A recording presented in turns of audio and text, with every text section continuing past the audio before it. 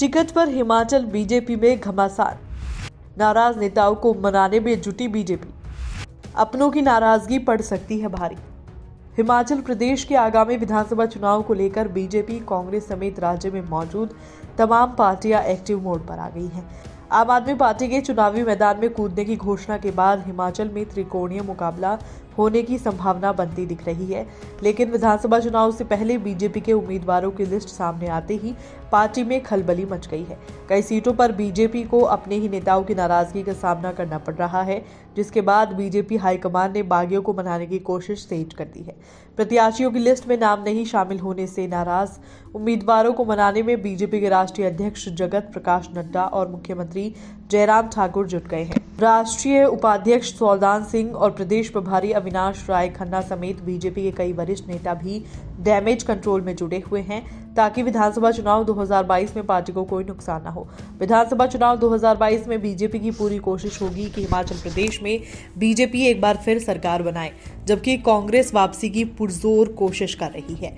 नामांकन से पहले बीजेपी ने रूठे कार्यकर्ताओं को मनाने में अपनी पूरी ताकत झोंक दी है। नाराज बीजेपी नेताओं और कार्यकर्ताओं को मनाने के लिए बीजेपी राष्ट्रीय अध्यक्ष जेपी नड्डा अपने गृह क्षेत्र बिलासपुर में डेरा डाले हुए हैं। सीएम जयराम ठाकुर भी नाराज कार्यकर्ताओं को मनाने में जुट गए हैं, ताकि आगामी चुनाव में नुकसान न उठाना पड़े। सूत्रों की माने तो बीजेपी प्रदेश प्रभारी अविनाश राय खन्ना ने नाराज कार्यकर्ताओं को मना लिया है। उन्होंने पालमपुर विधानसभा सीट में प्रवीण शर्मा और ज्वाली में अर्जुन सिंह को मना लिया है। हिमाचल प्रदेश के विधानसभा चुनाव 2022 बीजेपी ने स्टार प्रचारकों की सूची जारी कर दी है। 40 स्टार प्रचारकों की सूची में सबसे ऊपर पीएम नरेंद्र मोदी का नाम है। इसी के साथ ही कई केंद्रीय नेता राजनाथ सिंह, अनुराग ठाकुर, नितिन गडकरी भी चुनावी हुंकार भरते हुए दिखाई देंगे। पड़ोसी राज्य उत्तराखंड के मुख्यमंत्री पुष्कर सिंह धामी भी हिमाचल जाकर चुनावी जनसभा को संबोधित करते हुए दिखाई देंगे। बीजेपी ने हिमाचल प्रदेश के 11 मौजूदा विधायकों समेत एक मंत्री का टिकट काट दिया है। हालांकि मंत्री महेंद्र सिंह की जगह उनके बेटे को दिया गया है।